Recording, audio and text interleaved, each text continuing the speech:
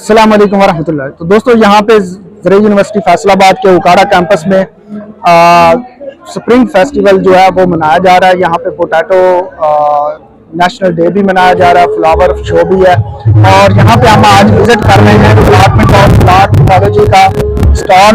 यहाँ पे उनके कुछ स्टूडेंट्स हैं और उन्होंने जो चीज़ें लगाई हुई हैं उनसे हम पूछते हैं कि जी उन्होंने ये क्या चीज़ें लगाई हुई हैं और इसके बारे में चंद एक सवालात करते हैं।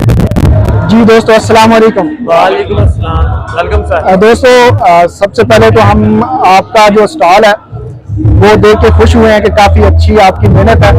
तो कुछ चीज़ों के बारे में हम पूछना चाहेंगे कि ये जो आपके सामने ये चीज़ पड़ी है ये क्या चीज़ है? सर ये बैक्टीरियोफेज वायरस की एक टाइप है, स्ट्रेन T6। ये बैक्टीरिया को इन्फेक्ट करता है। ठीक है, इसके स्ट्रक्चर पे आ जाए पहले। सबसे ऊपर इसका कैप्सिड है, इसके अंदर इसका न्यूक्लियर मटेरियल इनक्लोज है। उसके नीचे सर इसका कॉलर है, ये पॉइंट्स लिखे हुए हैं कॉलर। उसके बाद सर इसकी शीट है, फिर बेस प्लेट है, यहाँ से ये इंसाइड करता है बैक्टीरिया का। ये बैक्टीरिया को होल्ड करके रखते हैं और जब इसका न्यूक्लिक एसिड इंसाइड हो जाता है और ये जो बैक्टीरिया का प्लाज्मिड है उसके साथ इन्वॉल्व होता है, डिजीज काज करता है। ठीक है, और टू टाइप साइकिल होते हैं, एक लाइसोजेनिक साइकिल, एक लिटिक साइकिल। अगर वो लिटिक साइकिल हो बैक्टीरिया सेल ब्रस्ट कर जाता है और सेलुलर कॉपीज रिलीज होती है। अगर लाइसोजेनिक साइकिल हो तो वो साइकिल दोबारा चलता रहता है और कॉपीज रिलीज होती रहती है और जबकि बैक्टीरिया सेल अलाइव रहता है। चलिए जी। इसके बाद ये हमारे पास एक बड़ी इंटरेस्टिंग मॉडल सा पड़ा हुआ है, इसमें आप देख सकते हैं। तो जी आप में से कोई यहाँ पे आके इसको एक्सप्लेन करना चाहेगा कि ये क्या चीज़ है? अस्सलाम वालेकुम। ये राइजोपस फंजाई है और ये इसका साइंटिफिक नेम है सेक्लोरोशिया सेक्लोरिटेरियम। ये 400 मोर देन 400 स्पीशीज प्लांट की स्पीशीज को ये इफेक्ट करता है, जिनमें से जो कमर्शियली ग्रो होते हैं उस सनफ्लावर है, सोयाबीन है और इसमें है किडनी बीन्स है। ये नुकसानदेह है या फायदा मंद है? ये नुकसानदेह है क्योंकि ये कैंकर सॉरी रूट रोड भी करती है, स्टेम रोड भी करती है, कैंकर की डिजीज, कैंकर रोड्स को भी करती है। तो इसके ऊपर आपने ये कुछ चीजें लिखी हुई है, ये क्या है? फॉर एग्जांपल यहाँ नीचे से स्टार ये स्टोलन लिखा हुआ है। स्टोलन से ये इसका बेसिकली बेस है, इसके ऊपर ये इसके स्पोरेंजियो 4 बनते हैं और इसके ऊपर इसके फ्रूटिंग बॉडी है स्पोरेंजियो। ये जो ब्लैक चीज है ये इसमें क्या है? इसमें इसके स्पोर्स प्रोड्यूस होते हैं जो पाउडरी फॉर्म में होते हैं सर। तो यहाँ पे हमारे पास एक बहुत ही कलरफुल मॉडल पड़ा, बड़ी खूबसूरत चीजें यहाँ पे लग रही हैं, तो इसके बारे में हमें कुछ बताएं। ये अमनिता मशरूम है जो जहरीली होती है, डेंजरस होती है। ये खाने के लिए इस्तेमाल नहीं की जाती, लेकिन इसकी पहचान क्या होती है? इसकी पहचान ये है जो इंसेक्ट हम बैठे हैं, इंसेक्ट आ रहे हैं इसके ऊपर बैठ के खा रहे हैं तो ये वो पॉइजनस नहीं होगी।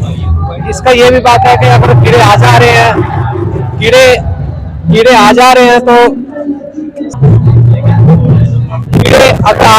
तो वो खाने वाली होगी, लेकिन अगर कीड़े नहीं आ जा रहे तो वो खाने वाली नहीं होगी, डेंजरस मशरूम होगी। जैसे ये एमनिता मशरूम है और ये वाले डिस्ट्रॉय एंजल मशरूम है। और इसकी जब बड़ी निशान कलर वगैरह से भी हम इसको टेस्ट कर सकते हैं ये डेंजरस है कि नहीं डेंजरस। लेकिन जो मशरूम होती है वो एक जैसी होती है, स्ट्रक्चर वगैरह उनका सब कुछ एक ही होता है, लेकिन वो कलर से या सेट वगैरह बता सकते हैं कि इनको हम अलग अलग डिफरेंस कर सकते हैं। जी बहुत शुक्रिया। और ये हमारे सामने कुछ चीज पड़ी है, ये शिक्षापर में इसके ऊपर लिखा हुआ है ऑस्टर मशरूम, ये क्या चीज है? जी ये हमने स्पान तैयार किया था फार्मर के कल्टीवेशन के रोस्टर को मतलब इसके प्राइस देने के लिए फार्मर को। पहले हमने इसकी आइसोलेशन की, उसके बाद इसमें ग्रो किया है और ये स्पान तैयार किया है और ये हमने मुख्तलिफ फार्मर को पूरे पाकिस्तान में all over free of cost, सिर्फ पोस्ट ऑफ चार्जेस पे उनको दिया है ताकि वो उसको ग्रो कर सकें। और इसकी बहुत सारी अफादियत है, जैसे कि इसकी प्रोटीन लेवल काफ़ी हद तक बेहतर होती है जो कि आप सब्जियात वगैरह उगा सकते हैं और अपनी खुराक में इस्तेमाल कर सकते हैं इसको। तो हमारे सामने ये एक और एक्सपेरिमेंट लगा हुआ है जिसमें आलू की सरांद, ब्लैक लग, सॉफ्ट रॉट का किसान दोस्त फफूंदी ट्राइकोडर्मा के जरिए कंट्रोल। तो थोड़ा सा हमें वहाब ये एक्सप्लेन करते हैं कि ये एक्सपेरिमेंट क्या बता रहा है। जी हमने ये एक्सपेरिमेंट परफॉर्म किया है, जैसे कि आप जानते हैं जो ब्लैक लग पैथोजन है उसके जरिए काउज होता है। तो ये हमने मुख्तलिफ उसके पैथोजन जो किए हैं उसमें ट्रीटमेंट किया है। एक में सिर्फ हमने इनोकुलेट किया था, उसमें कोई ट्रीटमेंट नहीं की थी, ये उसका ये आपको रिजल्ट दे सकते हैं।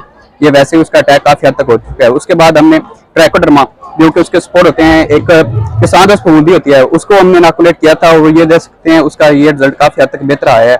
और उसके बाद ये हमने एक जो दूसरे होते हैं कोपरोक्सी क्लोराइड उसका इनोकुलेट किया था, उसके बाद जो उसका रिजल्ट आया था वो इस बुनियाद पे है। जी दोस्तों, यहाँ पे आप इस एक्सपेरिमेंट को देख सकते हैं कि जैसे कि स्टूडेंट ने बताया कि यहाँ पे उन्होंने 3 चीज़ों को इस्तेमाल किया। एक में तो ये यहाँ पे सिर्फ जरसूमा ब्लैक लेग का जो है वो डाला गया था, वहाँ पे पोटैटो मुकम्मल तौर पे ख़त्म हो चुका है, फल सड़ चुका है। और जहाँ पे ये ट्राइकोडर्मा को जो जरसूमे के साथ इनोकुलेट किया गया था, वहाँ पे जो है वो काफ़ी हद तक बेहतर है। वहाँ पे जो है जरसूमा आगे फैल नहीं सका, वहाँ पे ही मर गया।